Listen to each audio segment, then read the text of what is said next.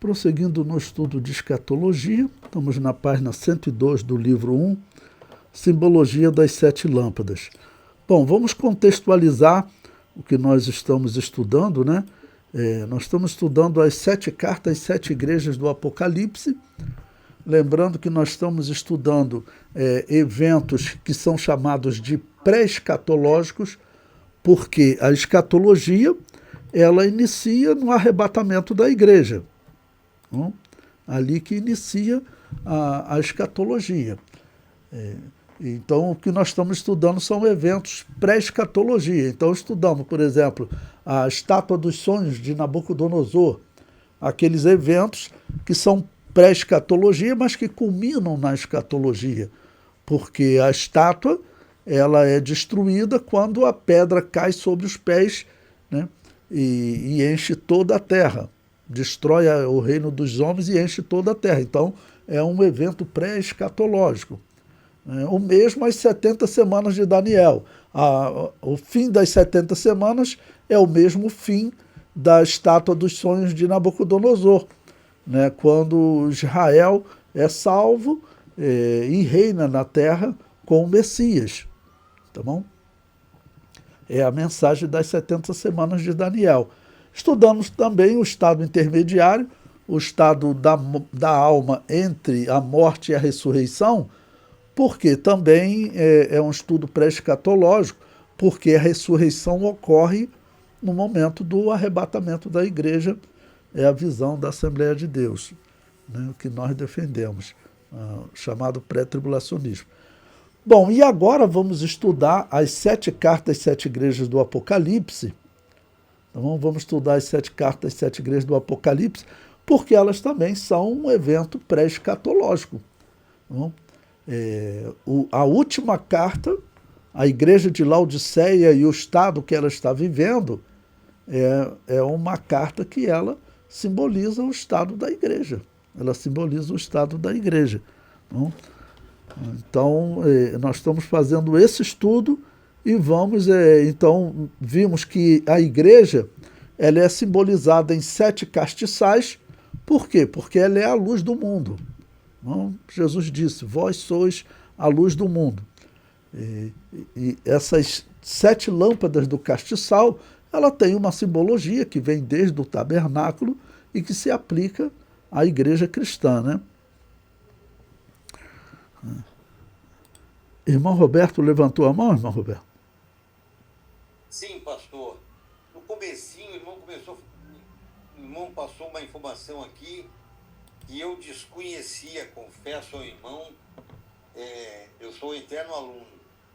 Realmente o irmão está falando em assuntos pré-escatológicos. Para mim, escatologia, logia é estudo, escato últimas coisas, eram os acontecimentos no tempo do fim, mas não após o arrebatamento. Incluía, sim, todas as informações depois do arrebatamento, mas também que antecederiam o arrebatamento. Para mim é novidade essa sua colocação, pastor. Eventos pré-escatológicos, né? Tem esses eventos que esse, no caso, as 7 cartas, as 7 igrejas do Apocalipse, como ela é interpretada por nós? Ela é interpretada como eras da igreja. Então, a igreja de Éfeso, a primeira igreja, ela é a igreja primitiva. Aí a segunda igreja vamos dizer, uma fase da igreja, né? Contada assim. Depois uma igreja que foi muito perseguida, a igreja de Esmirna. Depois falando, tá bom? Eu entendi isso tudo que o irmão já passou, eu entendi. Mas para mim isso eram assuntos escatológicos. Tudo envolvendo a escatologia. E não pré-escatológico. Mas vamos assim considerar também, não vou dizer que seja errado dizer escatológico, né? Vamos dizer, porque pelo menos uma parte deles ainda tem que se cumprir. As 70 semanas, a última semana, ela ainda vai se cumprir. Mas a maior parte dela, vamos dizer, já aconteceram, né? 69 semanas já se cumpriram.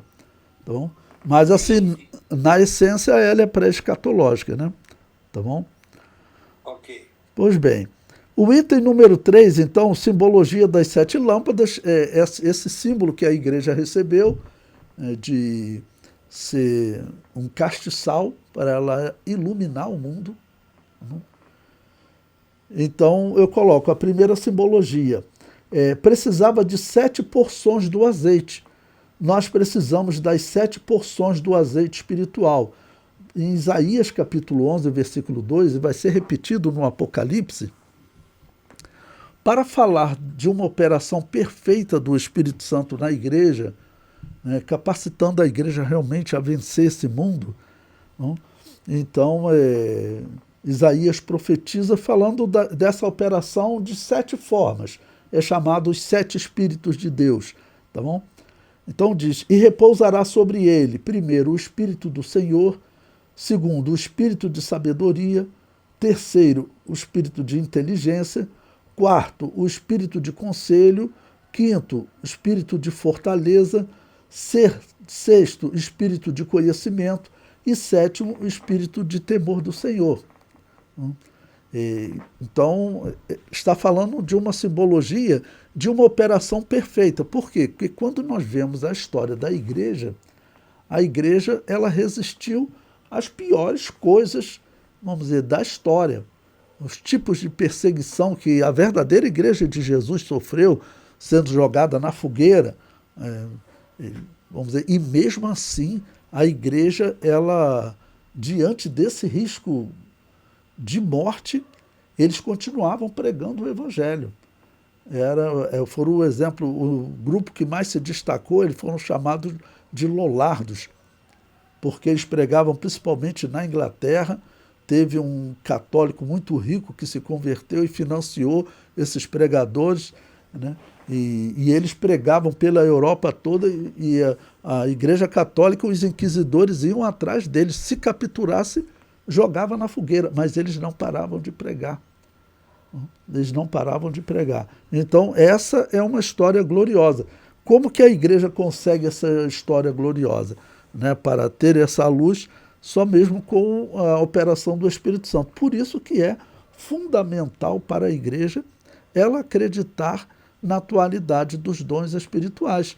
Porque quando você está falando de dons espirituais, você está falando de dons do Espírito Santo, né? Que são dados a toda a igreja, então foram classificados como dons espirituais. Tem também os dons ministeriais. Os dons espirituais é dado a todos, ok? Então isso é obra do Espírito Santo. Você tem que acreditar na atualidade dos dons espirituais. Quando eu vejo as igrejas que desacreditam na atualidade dos dons espirituais, são as igrejas que herdaram a fé de Lutero e Calvino. Rejeitavam a atualidade dos dons espirituais, ou seja, rejeitavam a atuação do Espírito Santo, essa é a verdade. Rejeitavam a atuação do Espírito Santo. E por que eles cometiam esse erro? Porque eles procuravam os dons espirituais na igreja de Roma e não encontraram, desde Constantino. Mas é claro, aquela igreja adotou o purgatório, ela não pode ter os dons espirituais. Mas qual a conclusão que eles chegaram? Era para eles concluírem, essa não é a igreja de Jesus. Mas, na verdade, eles concluíram que ela era a igreja de Jesus, mas os dons espirituais deixaram de existir. Isso não é verdade. Nas igrejas anabatistas, nós encontramos os dons espirituais. Tá bom?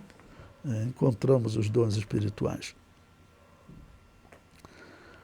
Bom, prosseguindo na leitura, essa operação do Espírito Santo também, nas 7 lâmpadas e as 7 operações do Espírito Santo, simboliza iluminação perfeita.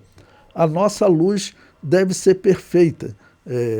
Jesus Cristo, falando da nossa luz, ele disse: vós sois a luz do mundo, não se pode esconder uma cidade edificada sobre um monte. Nem se acende a candeia e se coloca debaixo do alqueire, mas no velador, e dá luz a todos que estão na casa. Assim resplandeça a vossa luz diante dos homens, para que vejam as vossas boas obras e glorifiquem o vosso Pai que está nos céus. Então, quando Jesus Cristo diz aqui, Não se pode esconder uma cidade edificada sobre um monte, ou seja, vocês serão pessoas que vocês não terão como se esconder. Por quê? Vocês vão viver uma vida diferente. Tem história, por exemplo, de reis que receberam ordem da Inquisição para perseguir os anabatistas, isso uns 300 anos antes de Lutero. Ele falou, pô, mas esse grupo, aquelas pessoas, eles não vivem nas tavernas, os botecos da época, né? Não vivem envolvidos em briga, por que eu tenho que perseguir esse povo? Então, eles acabam que eles eram descobertos pelo modo de vida deles, não? E por isso a Igreja Católica queria logo matá-los. Não? Bom, e eles seriam a luz do mundo, eles seriam a luz do mundo. É interessante que esse período que a Igreja Católica domina é chamado de Era das Trevas. E existe uma disputa na história, porque alguns então dizem que não deve ser chamado de Era das Trevas, porque existiu algum tipo de conhecimento naquele período. Então não foi um período de trevas, eles falam assim, né? Bom, eu ainda chamo de Era das Trevas, mas acho que eu chamo até por um motivo diferente. Não é Era das Trevas por questão intelectual que tenha desenvolvido pouco, não. É uma Era das Trevas porque a Igreja Católica dominou esse período. A Igreja Católica dominou esse período. Então, por isso que essa crença deles de orar aos mortos, isso torna realmente um período de trevas. Então, é mesmo a Era das Trevas. E os cristãos que sobrevivem como luz do mundo, sendo jogados nas fogueiras, né? A leitura prossegue. O Senhor tem um olhar perfeito. Por isso, abra aí a sua Bíblia, em Zacarias capítulo 3, versículo 9. O número 7 tem essa simbologia, sempre trazendo uma mensagem de perfeição. Ok? Então, por isso vai falar também nos 7 olhos de Deus. Zacarias capítulo 3, versículo 9 diz: porque eis aqui a pedra que pus diante de Josué. Sobre esta pedra única estão 7 olhos. Eis que eu esculpirei a sua escultura, diz Yahvé dos exércitos, e tirarei a iniquidade desta terra em um dia. Falando do momento da conversão de Israel no final. Tá bom? Mas, principalmente, ele falar aqui que ele tem 7 olhos, o que simboliza isso? É uma visão perfeita, um olhar perfeito. Não tem nada que a gente faça que Deus não veja, que ele não tenha conhecimento. Tá bom? Nós somos perfeitamente observados por ele, ele sabe as nossas obras. Por isso eu coloquei aí o texto das cartas, que em todas as cartas Jesus Cristo diz, eu sei as tuas obras. Por isso a perfeição dos 7 olhos, né? A simbologia dos 7 olhos, para falar que ele tem um olhar perfeito sobre tudo que nós fazemos.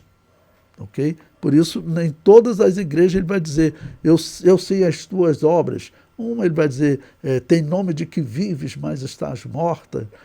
Então ele vai sempre dizendo que sabe as obras daquela igreja. Né? Apocalipse capítulo 3, versículo 1, Jesus ele tem as 7 porções do azeite, ou seja, ele tem os 7 Espíritos de Deus. Né? E ele é quem nos dá essas 7 porções. Aí vamos ler Apocalipse capítulo 1, versículo 4.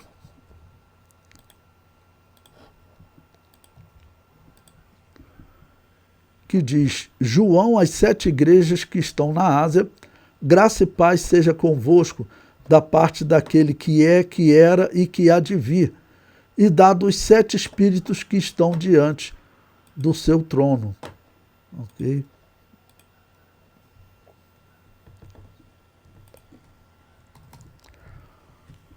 O item número 4, bom, como são 7 castiçais de ouro, iluminar, está falando também de algo moldável, né? Está falando das qualidades da igreja na história. O ouro, ele é um metal moldável. Eu coloquei aí 3 características do ouro. Primeiro, quanto mais puro, mais macio. Segundo, é o metal mais moldável. E terceiro, é o símbolo de obra aprovada. Que quando o apóstolo Paulo vai falar das obras de ouro, prata, pedra, das obras da obra aprovada. Então, 7 castiçais de ouro, falando que a igreja, claro, uma pureza limitada, né? Por isso ela é pura. E é interessante que muitas igrejas na história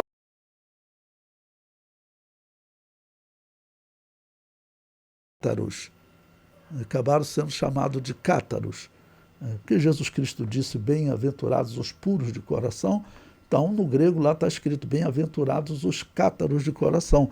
Então, a igreja foi chamada de cátaros por muito tempo na história. Mas acaba que eu, por exemplo, não uso, porque não foi só a igreja. Teve grupos gnósticos, e cátaros era uma palavra grega, né? Eles também se identificavam, inclusive deram o nome de cátaros. Eles se chamavam de cátaros. Já as igrejas, elas foram chamadas de cátaros por outras igrejas, como os novacianos. Eles foram chamados de os puros, os cátaros, porque de Roma, né, que tinha conflito com eles, chamava eles de os santarrões, ok? Então, era cátaros nesse sentido, puro nesse sentido, de cantarrões, tá bom?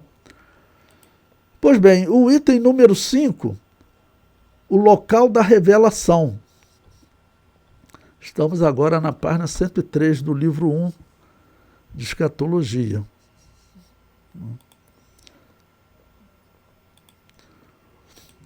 Pátimo ou Palmosa, uma ilha vulcânica que tem 16 quilômetros de comprimento e 10 quilômetros de largura. É uma terra estéril e rochosa. Nesta ilha hoje há um mosteiro bruta chamada Gruta do Apocalipse. A Igreja Católica colocou uma igreja lá dizendo: foi aqui que João foi revelado. Isso era tudo coisa para promover a vida dos monges e da peregrinação. Igreja cristã não tem peregrinação. Nós não fazemos peregrinação. Israel tem a sua cidade aqui na terra, então eles fazem peregrinação uma vez por ano, eles vão a Jerusalém. Nós não temos por que fazermos peregrinação. Não? Mas a Igreja Católica adotou essa prática. Então, o apóstolo João ele foi preso próximo do ano 94, 96, durante a perseguição de Domiciano. Não? E essa ilha era uma ilha isolada, onde muitas pessoas perigosas, às vezes, eram colocadas lá, isoladas, às vezes alguns políticos também que o imperador queria punir. Tá bom? E colocou o apóstolo João porque o apóstolo João não queria participar do culto que Domiciano estava exigindo. Era participar de um culto pagão, né? O cristão não podia fazer isso. Não pode jogar numa ilha deserta até matar, mas não, isso nós não podemos fazer. E muitas pessoas eram mortas mesmo. Então, João ele acabou sendo exilado. Foi o local da revelação. Bom, o capítulo 2, eu vou entrar numa questão delicada agora com vocês, porque vocês vão estudar na história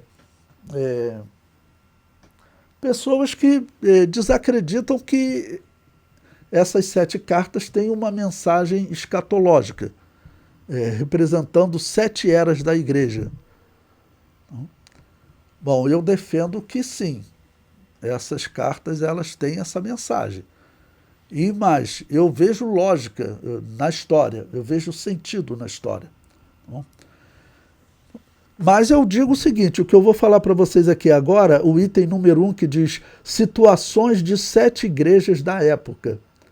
Situações de 7 igrejas da época. As cartas, elas terão 3 representações. Primeiro, essas igrejas existiam. Tem igrejas dessa que nós conhecemos, principalmente Éfeso. Essas igrejas existiam. Essas igrejas, elas estavam vivendo situações que iria representar a igreja na história. Então, por isso que João recebeu ordem para escrever cada carta em aquelas igrejas, e elas teriam uma simbologia profética na história, que é o item número 2. Eu vou só pular um pouquinho, depois eu volto para ler, mas aí depois o item número 2 será exatamente 7 períodos na história.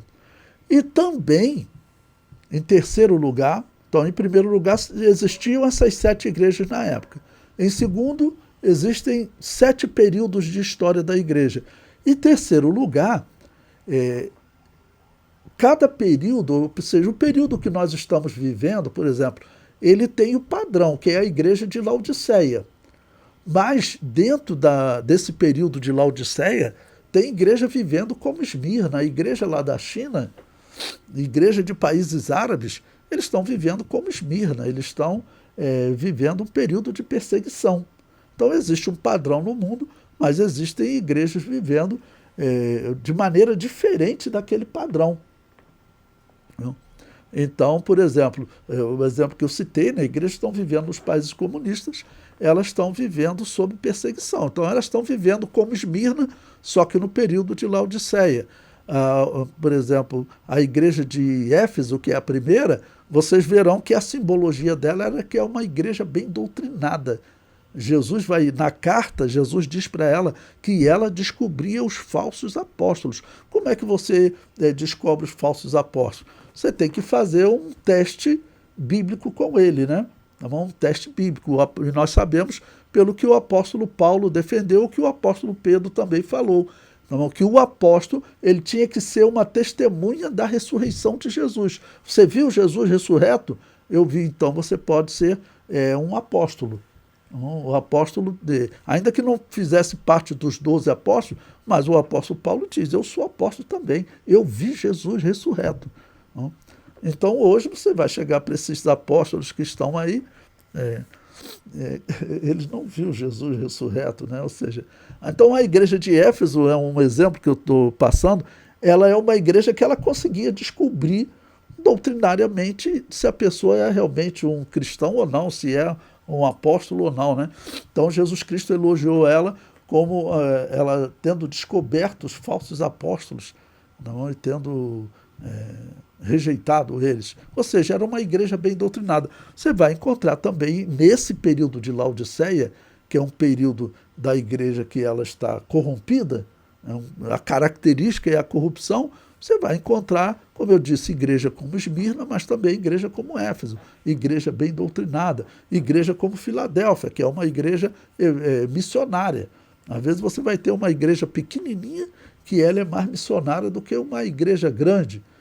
Né? Vamos dizer, é literalmente a oferta da viúva. Ok? Bom, então eu vou falar com vocês, né, sempre nessas 3 aplicações. Então, primeiro, situações de 7 igrejas da época. A primeira, que é a igreja de Éfeso, é uma igreja muito conhecida, porque foi fundada pelo apóstolo Paulo, e ele usou essa igreja como base para evangelizar a Ásia. Provavelmente todas essas igrejas que elas vão aparecer aqui nas 7 cartas, que nem aparece no livro de Atos, como a igreja de Laodiceia, ela não aparece no livro de Atos. Tá, mas essas igrejas, muito provavelmente, elas foram evangelizadas pelo apóstolo Paulo ou por ministro que o apóstolo Paulo deixou lá, Timóteo. Diz a história também que depois João acabou pastoreando também aquela região, mas o início, a evangelização mesmo, começou com o apóstolo Paulo. Eu coloquei um comentário aí no livro que diz: a cidade de Éfeso foi colonizada no século X a.C. por jônios vindos do continente grego. Éfeso fazia parte da região conhecida como Anatólia, que significa nascente do sol. Nesta mesma região ficava Sardo, Pérgamo e Hierápolis. 2 séculos antes de Cristo, era a cidade de maior população daquela região. A cidade de Éfeso era chamada Luz da Ásia. Ela era a sede do procônsul romano, bem como da confederação de cidades conhecidas pelo nome de Asiarcado. A cidade era um movimentado porto marítimo. Bom, para mostrar o que era essa cidade, o apóstolo Paulo ele fundou essas igrejas cerca de 50, entre 40 e 50 anos desse período que João está recebendo a revelação. Então, entre 40 e 50 anos. Foi na segunda viagem missionária que ele evangelizou Éfeso. Tá, ok? Então, essa região certamente se desenvolveu. A igreja estava num crescimento muito grande. Apesar daquela perseguição de Nero, mas depois da perseguição de Nero, a igreja voltou a crescer. E foram cerca de 30 anos de paz até chegar essa perseguição de Domiciano. A igreja tinha se desenvolvido bastante. E foi por isso que o apóstolo Paulo escolheu aquela cidade. Ela era uma cidade estratégica.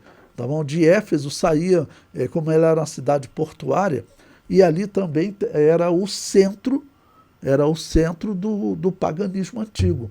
Porque o paganismo antigo ele era ligado no culto à deusa mãe.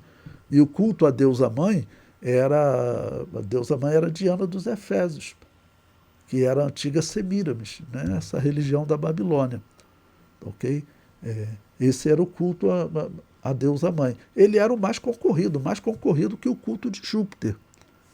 Então ela era uma cidade estratégica, tanto para você enfrentar, vamos dizer, aquela heresia no local que era, vamos dizer, o berço dela, né?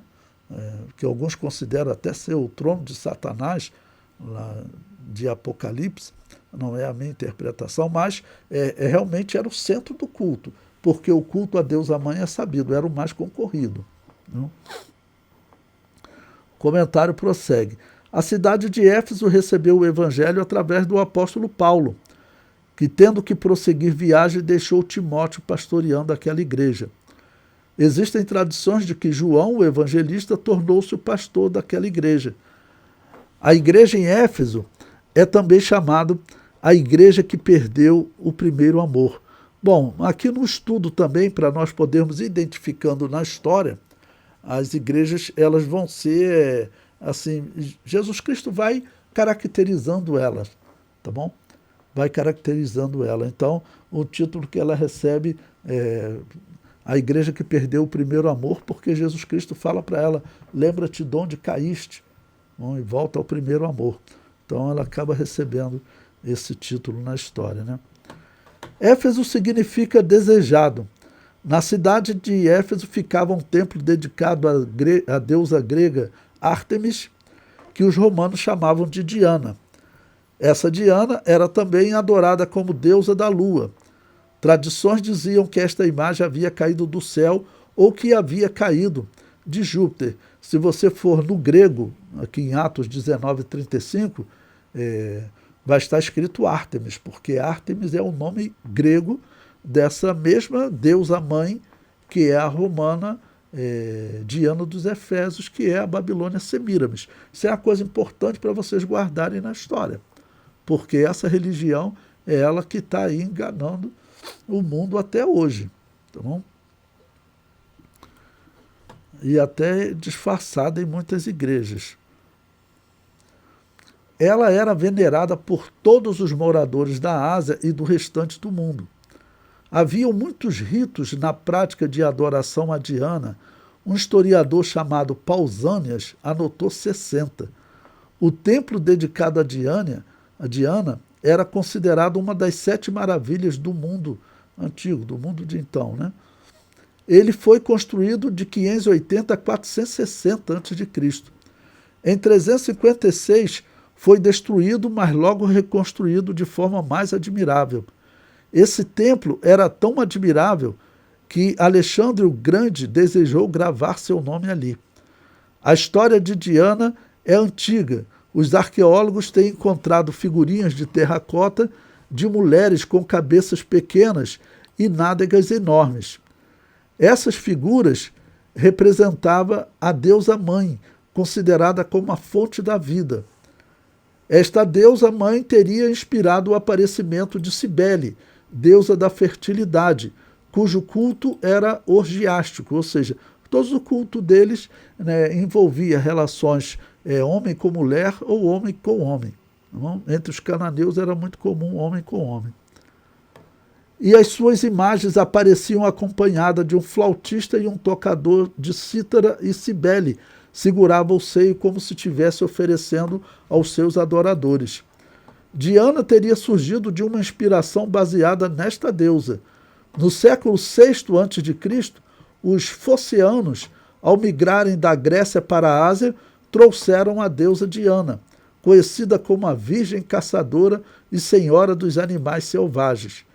Em Éfeso, Diana recebeu outros títulos, como Grande Mãe da Natureza, Patrocinadora dos Banquetes, Protetora dos Suplicantes, Governanta Santíssima, Nossa Senhora, Rainha, principalmente Rainha dos Céus, a Grande, Primeira Líder, Ouvidora, Salvadora e Rainha Abelha. O arqueólogo Wood, em 1870, encontrou as ruínas desse templo. Era nesta cidade corrupta que ficava esta igreja. Não? Ou seja, considerando que nos dias de João, vamos dizer, 50 anos depois, nos dias que João recebe a revelação, né, cerca de 50 anos depois que Paulo fundou essa igreja, o apóstolo Paulo ele tinha deixado um aviso lá para os anciãos. Ele chamou os anciãos de Éfeso, ou seja, a igreja já era uma igreja bem movimentada. Ele chamou os anciãos de Éfeso e falou: olha, vão surgir lobos cruéis entre vós. Então, 50 anos depois, certamente esses lobos cruéis já estavam ali. Por quê? Uma das maneiras do reino das trevas lutar contra Deus, contra o reino da luz, contra o reino da verdade, é o quê? É ele se infiltrar e colocar o engano, vamos dizer, naquele que ele chama de inimigo, né? Para eles, nós somos inimigos deles. Colocar um engano entre nós, no cristianismo. Isso eles usaram com Israel. Homens como Salomão, que acabou trazendo esposas pagãs, e isso fazia com que ele trazia um inimigo para dentro do reino dele. É tudo que o reino das trevas quer, que aí ele vai se infiltrando aos poucos. Então, Salomão trouxe a mulher, Amonita, né? Aí gerou Roboão, Roboão assume o reino e logo ele libera a religião de Baal. Eles já começam a agir na terra, livremente, é o que está lá no livro de Reis. E outros exemplos que você for pegar, eles vão se casar com uma mulher pagã, é claro que vai dividir o reino. Né? Interessante que nós estamos estudando na escola dominical a história de Jacó e Esaú, e Esaú ficou aquele exemplo que ele tomou 2 mulheres cananeias, e qual foi o resultado? O resultado é que os descendentes dele se tornaram pagãos. Né? Se você tem uma mãe pagã, ainda que Esaú demonstrasse algum temor a Deus, ele encontra depois Jacó e demonstra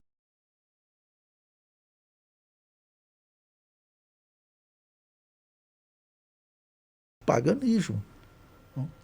Então, essa igreja então estava no local onde, segundo o apóstolo Paulo também, já teriam surgido lobos cruéis.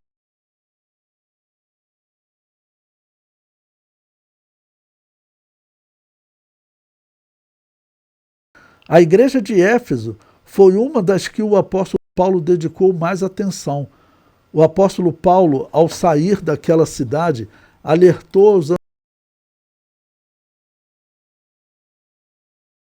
contra os homens que se levantariam para atrair os rebanhos após si.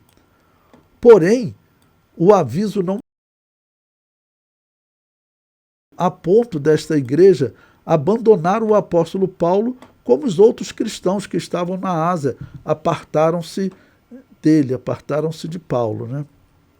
Como está em 2 Timóteo, capítulo 1, versículo 15.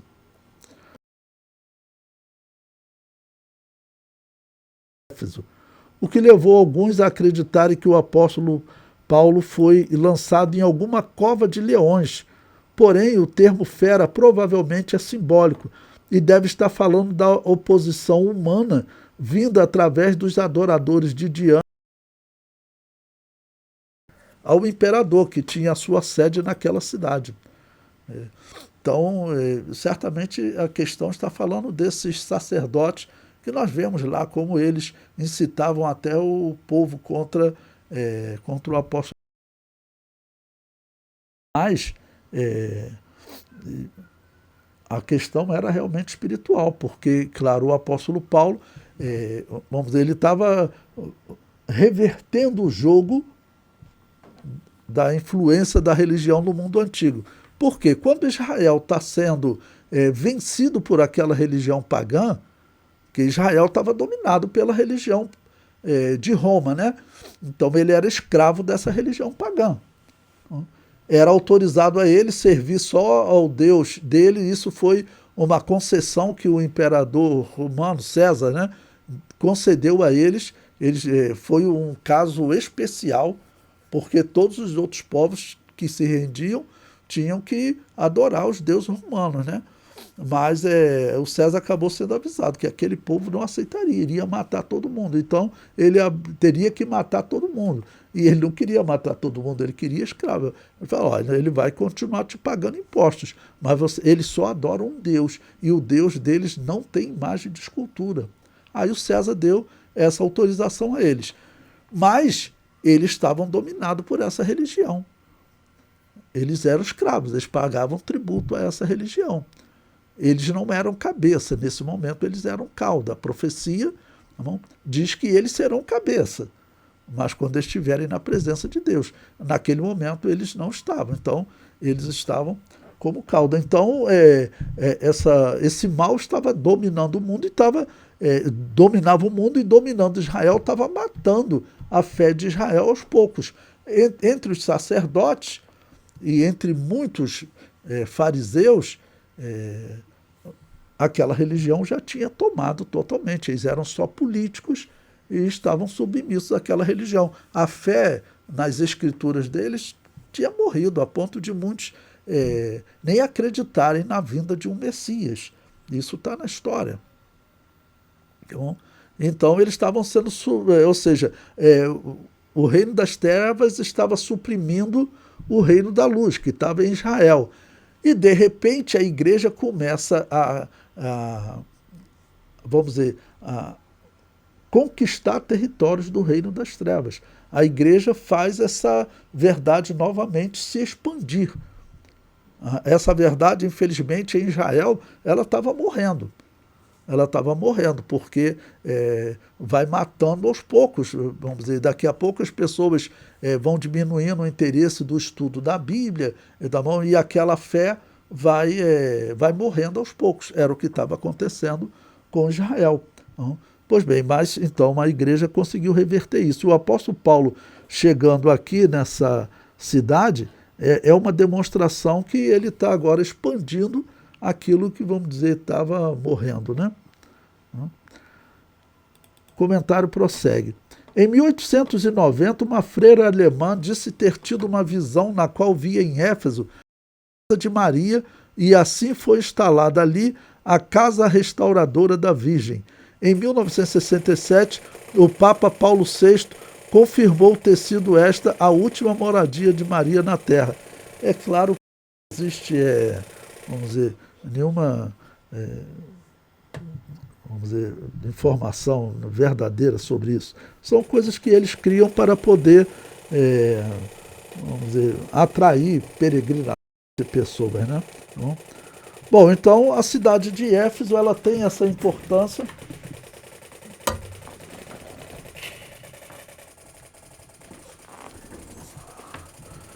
Então a cidade de Éfeso, ela tem essa importância. Agora vamos para a cidade de Esmirna, que é uma cidade que ela não aparece lá no livro de Atos, mas, como eu disse, provavelmente ela foi fundada pelo apóstolo Paulo mesmo. E ela vai representar também uma igreja em um período, em uma era. O comentário diz: o Novo Testamento não relata como foi fundada esta igreja. Porém, pelo fato de ela estar localizada perto de Éfeso, acredita-se que o apóstolo Paulo, ou um discípulo que ele teria enviado quando estava em Éfeso, foi o fundador desta igreja. Esmirna era uma cidade muito próspera. Esta cidade foi uma das primeiras conquistas romanas, em 195 a.C. Nesta cidade foi erigido um templo a Tibério César, né? Um imperador muito conceituado. Ali todos eram obrigados a cultuar o imperador. Isso desencadeou maior perseguição aos cristãos, chamada a igreja que persevera diante da perseguição. Por quê? Até por conta da era que ela vai representar. Tá bom? Ela vai representar a era da perseguição do Império Romano. Tá bom? Esmirna significa mirra. Mirra é uma substância extraída através de esmagamento de uma planta e que era utilizada na produção de perfumes. Isto simboliza a situação da igreja para com Deus, pois os cristãos que ali eram esmagados, entre aspas, pela perseguição, chegava a Deus como um suave cheiro, um agradável perfume. Porque a igreja de Esmirna, então, ela vai simbolizar o período entre o ano 89, quando Domiciano deu no início essa perseguição religiosa, né, que exige adoração ao culto pagão, até o ano 313, quando Constantino definitivamente encerra a perseguição do Império Romano, né? Encerra a perseguição. Então, foi nesse período. Esse período, realmente, os cristãos morreram de maneiras horríveis, né? Número 1.3, a cidade de Pérgamo. Esta cidade era o centro do culto ao imperador. Nesta cidade ficava a concília, que era a autoridade responsável pelas ofertas de incenso diante da imagem do imperador. Havia também nesta cidade muitos templos, como dedicado ao deus da cura, Esculápio, cujo distintivo constituía-se de uma serpente. O termo usado por Cristo na carta Trono de Satanás tem várias possibilidades de aplicação. Alguns dizem que ali havia um culto prestado ao próprio Satanás, onde havia um trono literal. Outros aplicam este termo como simbolismo do paganismo realizado na cidade. Outros ainda dizem que o termo trono refere-se a um gigantesco altar dedicado ao deus Zeus, que ficava em uma montanha atrás da cidade. E outros ainda dizem que refere-se à montanha de 300 metros que ficava atrás da cidade e que era repleta de altares. O termo Pérgamo significa torre, castelo, fortificado. A igreja de Pérgamo é também chamada a igreja que retém o nome de Cristo na adversidade. Por quê? Porque depois que acaba a perseguição do Império Romano, houve uma tentativa de corrupção na igreja. Através de quem? Através do imperador. Porque hoje nós conseguimos identificar, estamos 1.700 anos depois, mas na época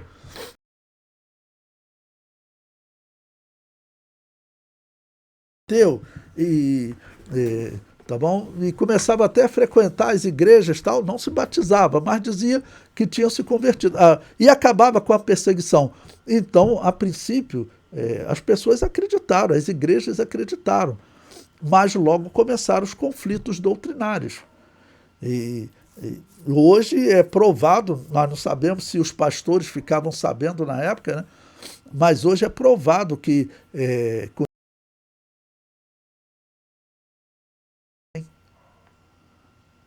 continuava praticando o culto pagão. Então, isso foi o quê? Foi uma tentativa de corrupção da igreja. Porque aí também todas as igrejas começaram a receber uma ajuda do império. Aí aquelas igrejas que foram principalmente as igrejas que não batizavam recém-nascido, né?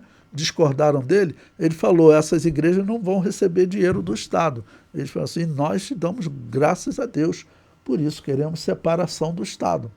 Então, o Estado corrupto eles não queriam, né?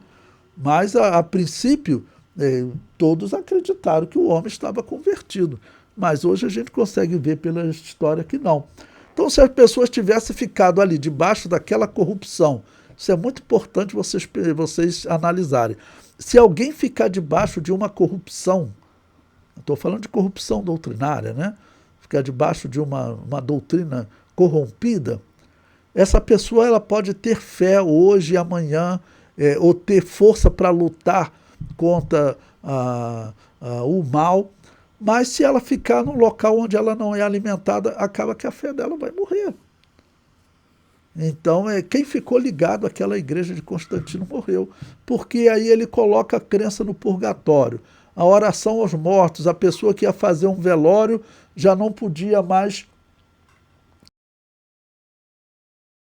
para os vivos, que era o que a igreja primitiva fazia, porque a igreja cristã não fala com morto, não ora por morto, mas a partir de Constantino eles têm que fazer isso. Aí as verdadeiras igrejas falaram, não, eu não vou aceitar não. Mas a igreja de Roma aceitou, a igreja de Alexandria aceitou, muitos pastores aceitaram, recebiam também muito dinheiro do Estado e muitos também estavam realmente comprometidos. Porque Constantino, antes dele se tornar imperador, ele sabia de toda a perseguição que ocorria entre os cristãos. O pai dele tinha o grande professor, o grande mestre, né, do pai de Constantino. Lembrando que o pai de Constantino ele era semi-imperador, né? Que na época o Império Romano estava dividido em 4, o principal e 3 imperadores sub, né? Então ele governava na Inglaterra, durante essa perseguição de Diocleciano. Então Constantino sabia dessa perseguição. E ele teve realmente uma ideia de acabar com essa perseguição, porque ele tinha que matar soldados no campo e ele não queria adorar aqueles deuses. Então, por isso ele acabou com aquela perseguição. Mas o culto às divindades pagãs continuou.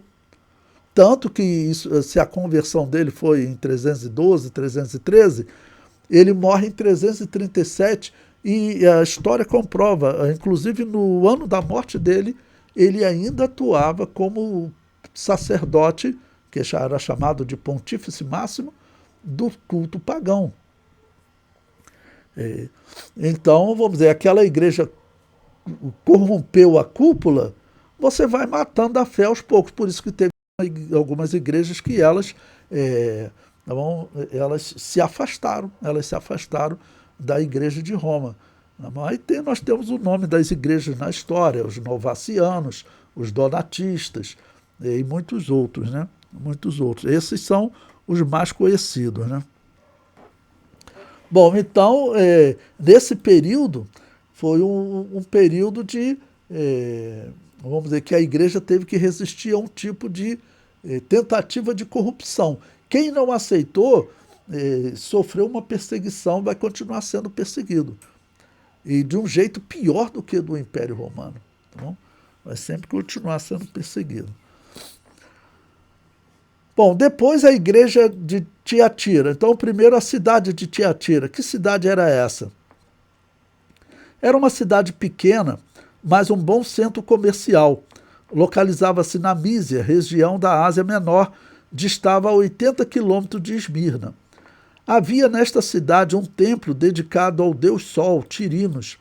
É também chamada a igreja que as suas últimas obras são maiores que as primeiras. Esse aqui é um título interessante, né? Para nós meditarmos. Jesus diz que, nos comentários que ele faz sobre essa igreja, eu sei as tuas obras, né? Diz que as obras dela são maiores do que as primeiras. Isso é raro. Isso é raro. Se você for olhar para a história O que infelizmente nós vemos é que, vamos dizer, o cristão ele tem um primeiro amor e com o primeiro amor ele começa a fazer muito, ok? Mas conforme o tempo vai passando ele vai diminuindo. Então as últimas obras dele normalmente são menores do que as primeiras. Mas quem consegue a cada dia aumentar as suas obras e as suas obras serem maiores do que as primeiras é um grupo raro, né? Bom, e essa era de Tiatira, eu vou falar com vocês, é uma era que ela é anterior à Reforma Protestante, né? Ela é anterior à Reforma Protestante. E teve nesse período muita pregação do Evangelho. Teve muita pregação do Evangelho, porque teve já falei para vocês até hoje, né, um católico chamado Pedro Valdo, que ele se converteu. Ele se converteu. E ao se converter, ele era muito rico, ele doou metade, pegou metade da riqueza dele, né, vendeu tudo, deu uma metade para a mulher e para o filho, e falou assim, agora essa metade aqui eu vou doar para a Igreja de Deus, para formar obreiros, traduzir Bíblia e enviar pregadores por toda a Europa. Então os últimos 300 anos antes da Reforma foram marcados por esses pregadores, que eram chamados de lollardos, que a Igreja Católica perseguia eles para proibir eles de pregar o Evangelho e por eles levarem uma Bíblia traduzida na língua do povo, que a Igreja Católica também não aceitava. O comentário prossegue. Não se sabe como o Evangelho chegou a esta cidade. Pode ter sido através de Lígia, vendedora de púrpura da cidade de Tiatira, que foi evangelizada pelo apóstolo Paulo. Está lá em Atos 16, versículo 14. Ou através de algum discípulo enviado por Paulo durante os 2 anos que esteve em Éfeso, como está em Atos 19, versículo 10. Então, como ela ficava ali na Ásia, próximo a Éfeso também, foi provavelmente nesse período. Mas é interessante também vermos uma mulher que ela possa ter sido a fundadora de uma igreja, né? Tem a história de uma mulher, eu não me lembro o nome dela agora, que ela era da Gália, região dos bárbaros, né, onde faz parte hoje do Reino Unido, com a Inglaterra, né, os galeses, e diz a história que ela aceitou Jesus pela pregação do apóstolo Paulo e ela levou a mensagem lá para aquela região dos bárbaros e o rei bárbaro acabou se convertendo. Ela chegou lá e falou, todos esses deuses que vocês servem são deuses falsos, o verdadeiro Deus eu conheci assim, pregou, e acabou que o rei aceitou Jesus e aquela região, então nasceu uma igreja lá. Então Lígia pode ter sido aí mais um exemplo de uma mulher que teria fundado a igreja, né? Bom, o item 1.5, a cidade de Sardes. Era uma cidade grega, foi danificada por um terremoto em 17 d.C., mas o imperador ajudou-a a erguer-se e isto fortaleceu o culto ao imperador. É também chamada a igreja que tem nome de que vive e está morta. Não? Bom, essa igreja nós vamos ver depois que ela simboliza, então, a era depois de Tiatira, é a era dos reformados, né? A era dos protestantes. E isso daqui é interessante, eu já vou comentar com vocês, porque eu falei para vocês que vocês vão encontrar aqueles que são críticos a essa interpretação de 7 eras, de 7 períodos. E qual o melhor argumento deles, ou o único argumento deles, para criticar essas eras da igreja? Eles usam essa frase aqui que Jesus fala para a igreja de Sardes. Aí eles falam, olha, as igrejas protestantes, reformadas, tudo que elas não podem ser chamadas é de uma igreja que tem nome de que vive e está morta, porque, na verdade, ela avivou a igreja de Jesus. Eu falo para eles estão redondamente errados, porque, na verdade, eles não renovaram a igreja de Jesus, eles fizeram um movimento dentro da Babilônia apocalíptica, Fizeram um movimento dentro da Babilônia apocalíptica. A verdadeira igreja de Jesus estava fora da igreja católica. Então se aplica bem a eles. Tem nome de que vive, mas estão mortos. Eles usam isso para criticar essa interpretação das 7 eras, mas na verdade essa descrição se aplica muito bem às igrejas protestantes. Elas são um movimento dentro da Babilônia apocalíptica. E na história tem autores anabatistas que chamam elas de filhas da Babilônia apocalíptica. Tá bom? Esta é a igreja de Filadélfia. Foi fundada com a finalidade de disseminar a língua, cultura e os costumes gregos. Era uma cidade da província da Lídia, a 5 quilômetros de Sardo. É também chamada a igreja que tem diante de si uma porta aberta. Amor fraternal. Essa aplicação à igreja que tem diante de si uma porta aberta, por quê? Porque depois da reforma protestante, a princípio não deu para fazer missões, porque os protestantes também matavam os anabatistas, né? Então ainda não dava para fazer missão. Você fazia as escondidas. Mas, passando cerca de 200 anos, passando 100 anos, a Holanda começou a dar liberdade, depois a Inglaterra, tá bom? Foi dando liberdade, e assim as igrejas anabatistas começaram a formar o trabalho missionário.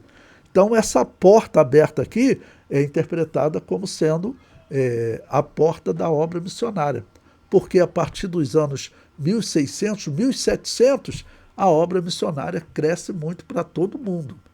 Tá, ok? E a igreja de Laodiceia era uma das cidades mais ricas da época. A igreja que ali ficava foi citada na carta do apóstolo Paulo aos Colossenses, capítulo 4, versículo 15. E ao que tudo indica, o apóstolo Paulo havia escrito uma carta a esta igreja, pois diz para ser lida entre os colossenses, a carta que veio de Laodiceia. Está no capítulo 4, versículo 16. É também chamada a igreja da mornidão espiritual. E isso por quê? Porque Jesus Cristo vai dizer que essa igreja, a descrição dela, é uma igreja que ela não será arrebatada, ela será vomitada, porque é uma igreja morna. Ok? Bom, então essa foi a identificação das cidades. Depois do intervalo, eu vou fazer a outra parte.